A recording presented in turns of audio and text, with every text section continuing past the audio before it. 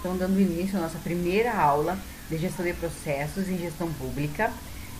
Eu trouxe esse texto do Barbará 2006 para nós refletirmos a respeito da evolução da racionalização do trabalho, da evolução da teoria da administração a partir dos seus primórdios, com Frederick Taylor, lá na teoria da administração científica, até um conceito muito mais contemporâneo e que vem evoluindo ao longo do tempo, que é o Total Quality Control. Então, de Taylor ao TQC, Total Quality Control, as três gerações da racionalização do trabalho. Esse é o tema da nossa aula de hoje. Então, eu trago inicialmente a ideia de por que Barbará chegou a essa conclusão, né? Chegou a essa definição de que, de fato, existiram três gerações de racionalização do trabalho e no que elas implicam para a nossa disciplina. Então, de acordo com Barbará 2006, o processo de evolução da racionalização do trabalho se deu em três gerações distintas, sendo denominadas como primeira, segunda e terceira geração. Evoluindo da administração científica e teoria clássica da administração, passando pela escola das relações humanas, até chegar no modelo de qualidade japonês TQC, que é o Total Quality Control, que é um modelo que se difundiu nas indústrias japonesas, que foi adotado por eles, mas foi criado por um americano. Nós vamos ver isso nessa disciplina.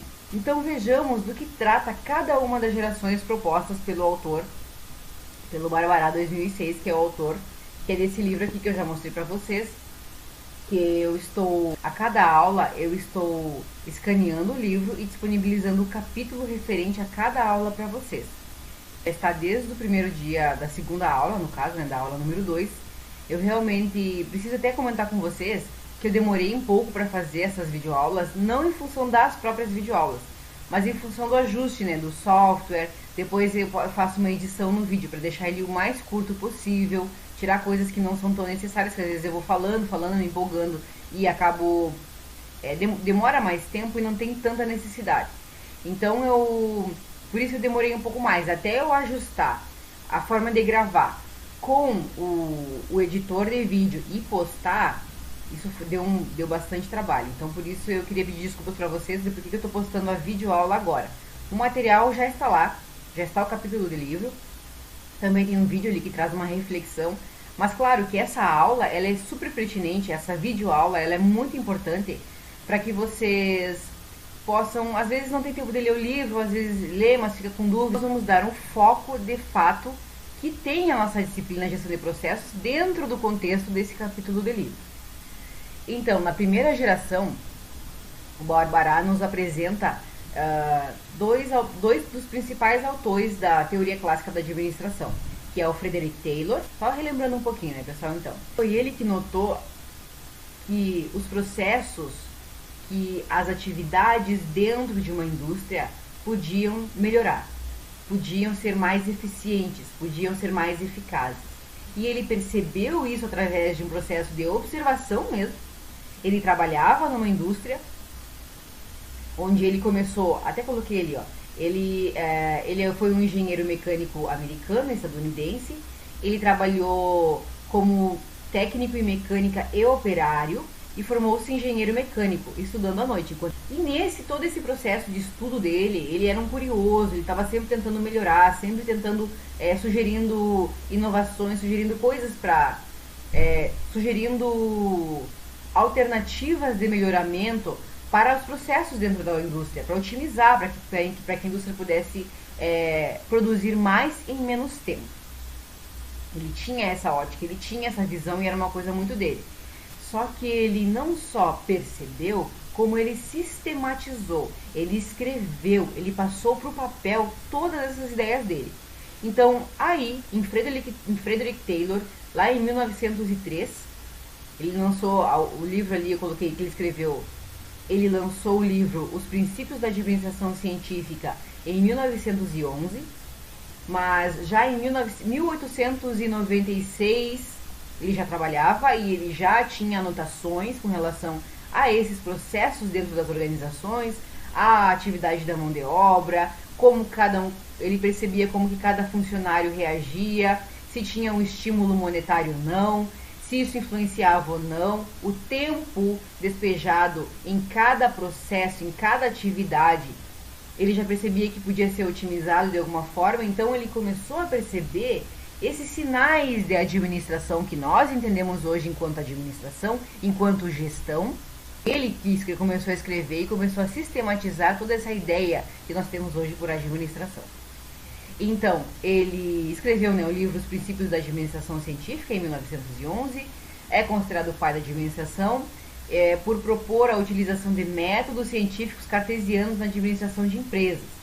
O seu foco era eficiência e eficácia operacional na administração industrial. Acho que ficou bem claro essa contribuição que o Frederick Taylor deu para a administração como um todo.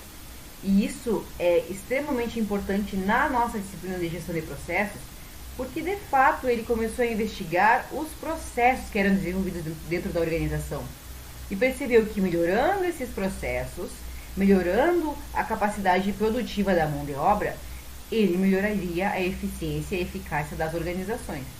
Este é um princípio que nós utilizamos até hoje e é essencialmente importante para a sobrevivência das empresas, que produzem não só produtos, bens, quanto serviços.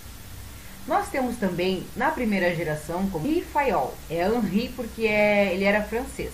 E ele publicou Administration Industrielle et Générale. Na obra, o autor diz que a administração é uma atividade comum a todos os empreendimentos humanos e que para o gestor atingir os seus objetivos, ele deve seguir 5 funções, que é o PO3C ou POCCC. Então, pessoal, o Henri Fayol, ou Fayol, ele nos deu ele nos deu a ideia de estrutura organizacional, como nós entendemos ela hoje também. Estrutura organizacional, ou seja, onde nós temos a presidência, nós temos os diretores, abaixo nós temos os gerentes e supervisores, e abaixo nós temos todo o grupo de operários, de chão de fábrica. Então existe aí uma estrutura organizacional. Foi Henri Fayol que nos deu isso. Foi ele que percebeu que as indústrias, que as empresas na época, até então, elas precisavam desse tipo de organização, desse tipo de hierarquia, não no sentido negativo, mas no sentido de autoridade e liderança, para que pudesse haver um norte dentro das organizações, não cada um fosse lá fazer o que quisesse e cada um fazia o que queria ou como podia e era tudo uma loucura. Era assim, na verdade era assim. Até Fayol e Taylor era assim, e vejam que eles viviam numa época que não tinha internet. Então um estava na França, o outro estava nos Estados Unidos, não existia uma comunicação instantânea para que um pudesse saber o que o outro estava fazendo e então se comunicarem para criar e ter ideias sobre administração. Não foi sistematizado isso. Cada um as ideias elas foram evoluindo a partir do contexto da Revolução Industrial, e aquele boom que houve da Revolução Industrial não permitiu que as organizações até então se estruturassem. Ela somente era através da lei da oferta e da demanda. Tinha a oferta, eles produziam loucamente para poder suprir aquela demanda, para poder suprir aquele consumo, aquela necessidade de consumo que havia até então. Então eles começaram a perceber, a partir disso e das dificuldades que as organizações tinham, eles começaram a perceber isso e começar a desenvolver ferramentas, começar a desenvolver técnicas para suprir essas necessidades. Então, ainda dentro da primeira geração, nós temos a teoria da administração científica de Frederick Taylor, e a teoria clássica da administração com Henri Fayol. Então, na administração científica, nós tínhamos as seguintes características. Ela buscava apoio na racionalidade do trabalhador. Ela estabeleceu os 5 princípios da produção em massa, que são padronização de tarefas, especialização do trabalhador, treinamento dos trabalhadores, motivação dos trabalhadores e cooperação entre trabalhadores e patrões. Então, naquela época, além do incentivo monetário proporcional ao rendimento individual do operário. Taylor acreditava que era possível criar um sistema de cooperação onde houvesse essa ideia de colaboração entre trabalhadores e patrões, tá? Não a ideia de que eles eram explorados, que na verdade hoje em dia Na verdade, até hoje, nós temos essa ideia. Nós temos essa ideia e isso se reflete um pouco na sociedade da exploração de mão de obra, que é real. E por isso nós temos os sindicatos, para defender as classes trabalhadoras e operárias. Então isso é uma coisa muito real e vem desde lá dos primórdios das indústrias, dos primórdios das organizações. Então, ele acreditava que, até tem no livro ele comenta sobre a questão de chamar de que uma das críticas é que Taylor entendia que os trabalhadores eram macacos amestrados.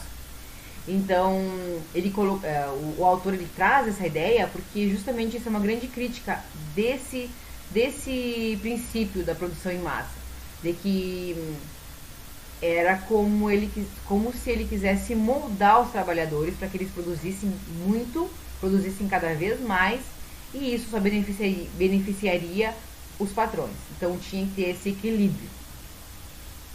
Tem a questão também da padronização de tarefas, especialização do trabalhador e treinamento dos trabalhadores. Isso tudo vem em uma coisa só. Então, antes da administração científica, todo mundo fazia tudo.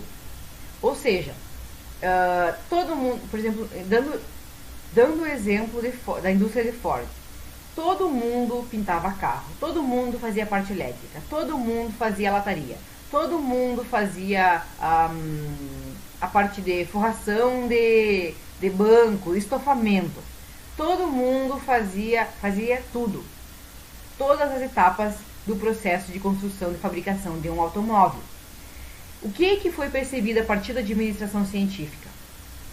Foi percebido que o trabalhador ele necessitava de uma especialização, porque no momento em que ele tivesse uma especialização, um treinamento e uma especialização em uma determinada função, ele renderia muito mais.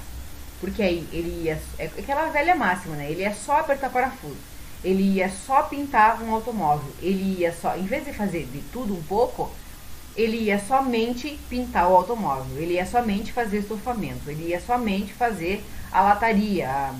Ele, não sei as palavras muito bem, mas vocês conseguem entender o que eu quero dizer? A forma, cada um, a partir da administração científica, o trabalhador começou a ter especialização na sua função. E aí ele começou a se tornar especialista em pintura, especialista em estofamento, o que melhorou muito a qualidade dos produtos finais.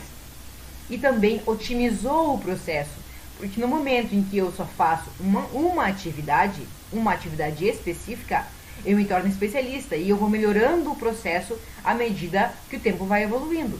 E se eu melhoro esse processo, eu torno ele mais rápido, mais eficiente, mais eficaz. E não só pelo tempo de trabalho, mas também pela qualidade do produto final. A questão da motivação dos trabalhadores, que a administração científica também nos traz, é a questão do incentivo monetário, porque na época até então os funcionários eram pagos por dia. Então, se ele produzisse por dia 10 peças, ou se ele produzisse por dia 100 peças, não fazia diferença. Ele ia receber o mesmo valor por dia de trabalho. Mas Taylor percebeu isso. Então ele propôs que as indústrias pagassem por peça produzida, para que os funcionários pudessem ter uma motivação, digamos assim, para trabalhar. E dentro da teoria clássica da administração, então, com outro enfoque, não com um enfoque na produção especificamente. A teoria da administração científica, ela tem um foco na produção, no cerne das organizações, né? E já a teoria clássica da administração, ela tem um outro enfoque, que é a parte da gestão, da estrutura organizacional, onde ela estabelece 16 princípios de administração, que são a divisão do trabalho, a criação de autoridade e responsabilidade, uma unidade de comando, né, uma hierarquia lá em cima, e depois as cadeias de comando que vêm a seguir, uma unidade de direção, disciplina, prevalência dos interesses gerais, remuneração, centralização, hierarquia, ordem, equidade, estabilidade dos funcionários, iniciativa e espírito de corpo. Então ele estabeleceu esses princípios para que eles pudessem ordenar a gestão das organizações. Isso é muito mais voltado para a gestão que propriamente para a produção. Mas não deixa de ter a sua contribuição com relação aos processos. A gestão, ela também, ela se nutre e ela desenvolve processos ao longo do seu funcionamento, ao longo das suas atividades também. Então, essa teoria, ela contribui nesse sentido, como forma de organização do trabalho estratégico. Ela traz uma organização do trabalho em nível estratégico. Lembram que nós temos lá aquela pirâmide que é dividida em 3 partes, que são os níveis estratégico, tático e operacional? Então, esses 16 princípios da administração, eles nutrem o nível estratégico da organização. As pessoas que pensam a organização e dão um norte de como elas devem desempenhar a autoridade e a liderança dentro da organização, e isso se reflete, obviamente, nos demais níveis, tanto no tático, que é nível de gerência estratégico, né? Diretoria, presidência, nível tático, gerência, supervisão, e nível operacional, chão de fábrica, ok? Então ela traz esse norteamento para esse setor da indústria ou das organizações. E ele propôs também as funções de gerência administrativa. Então, nos dando uma ordem, né? Nos dando uma ordem de como as coisas devem acontecer dentro das organizações. Primeiro planejar, depois organizar, comandar, controlar e coordenar. Então a gente tem isso como um grande avanço dentro da administração, certo? Vejam como essas teorias contribuem para a racionalização do trabalho, para o processo de racionalização do trabalho, que é o que nós estamos trabalhando. A primeira, a segunda e a terceira geração da racionalização do trabalho. Tá, mas o que é essa racionalização do trabalho, afinal, que eu não entendi? A racionalização do trabalho é quando eu consigo perceber, racionalizar todas as questões que estão à minha volta. Taylor e Fayol fizeram isso em diferentes aspectos. Eles racionalizaram o trabalho da produção, que até então era muito louco, era tudo acontecer ao mesmo tempo, tinha até ali um capataz, porque na verdade não era nem gerência nem supervisão, era um capataz que ficava ali mandando os funcionários produzirem loucamente. Não existia uma ordem, não existia uma organização, não existia um olhar para a produção visando eficiência e eficácia. Era simplesmente, vamos produzir, olha a demanda, era assim. Já a teoria em Fayol, teoria clássica da administração, também, ela racionalizou o trabalho a partir do momento em que ela criou uma ordem, ela criou um ordenamento, um norte para a criação de uma estrutura organizacional dentro das empresas.